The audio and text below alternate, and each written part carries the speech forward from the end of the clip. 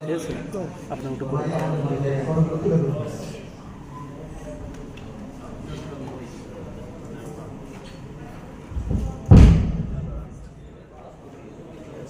নারীর সম অধিকার সম সুযোগ এগিয়ে নিতে হবে। সম্মানিত মডারেটর, সম্মানিত বিচারক মণ্ডলী এবং আমার সামনের দর্শকবৃন্দ, সবার প্রতি রইল আন্তর্জাতিক নারী দিবসের শুভেচ্ছা। আমাদের আজকের বিতর্কের বিষয় হচ্ছে নারীর জন্য বিনিয়োগ তার শিক্ষায় নাকি পেশাগত দক্ষতা উন্নয়নের জন্য। সঙ্গত কারণে আজকে আমার এবং আমার দলের অবস্থান এর বিপক্ষে। আমরা বলতে চাচ্ছি, আমরা জানি যে আজকের এই বিতর্কের মধ্য দিয়ে আমরা সিদ্ধান্ত নিতে পারবো আমাদের বিনিয়োগটা আসলে কোথায় করতে হবে। সম্মানিত মডারেটর, নারীর জন্য বিনিয়োগ তার শিক্ষায় নাকি পেশাগত দক্ষতা উন্নয়নে, এই বিষয়টির মধ্যেই আমাদের 6টি শক্তিশালী শব্দ রয়েছে। এই 6টি শব্দ বিশ্লেষণ করলে আমরা সিদ্ধান্ত নিতে পারবো বিনিয়োগ আমরা কোথায় করব। এই শব্দের মধ্যে আছে নারী, বিনিয়োগ, শিক্ষা, পেশাগত দক্ষতা উন্নয়ন এবং জরুরি। জরুরি শব্দটার প্রতি আপনারা স্পেস দিলেন। নারী, বাংলা ডিকশনারিতে আপনি খুঁজলে পাবেন যে নি শব্দের সংস্কৃত শব্দ থেকে নারী শব্দের উৎপত্তি, আর নারী তাকেই বলা হয় যার প্রাপ্তবয়স্ক।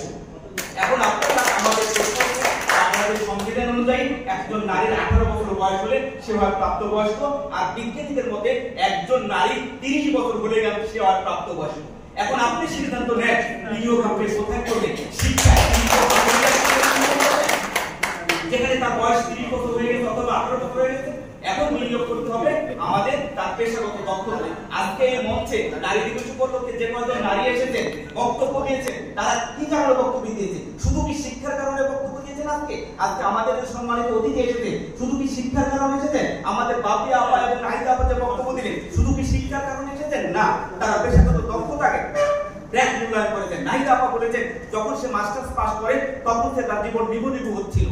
এমনি পাস করার পর জীবন নিবু হয় কেন?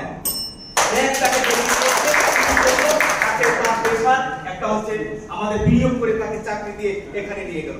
আরেকটি ডাটা আমি দিয়ে শেষ করব, সেটা হচ্ছে যে আপনারা জানেন আমাদের দেশে যত জনসংখ্যা আছে তার 50% নারী, কিন্তু এই যদি আমরা দেখি যে এরা সম্পদের দিক দিয়ে কতটুকু এগিয়েছে, আমরা গুগলে সার্চ দিলে এখনই দেখতে পারবো 93% পুরুষ হচ্ছে সম্পদের অধিকার নিয়ে আছে, আর মেয়েরা নিয়েছে মাত্র 7%। কারণ কি? এরা পেশায় দক্ষতা হতে পারে না। পেশায় দক্ষতা হলে নিজের অধিকারকে আদায় করতে পারে।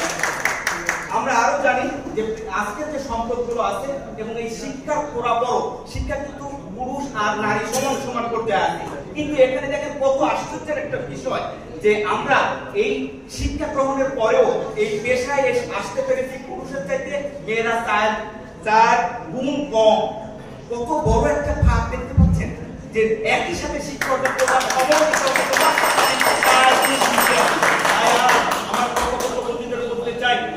শুধু তর্কের খাতিরে তর্ক নয়, বিজয়ের জন্য তর্ক নয়, বাস্তবতাকে উপলব্ধি করে আমাদের কণ্ঠের সাথে কণ্ঠে মিলিয়ে বলুন আমরা বিনিয়োগ শিক্ষায় নয়, বিনিয়োগ এখন বেশি বেশি করবো। 21শ শতাব্দীতে বিনিয়োগ এখন করতে হবে পেশাগত দক্ষতায়।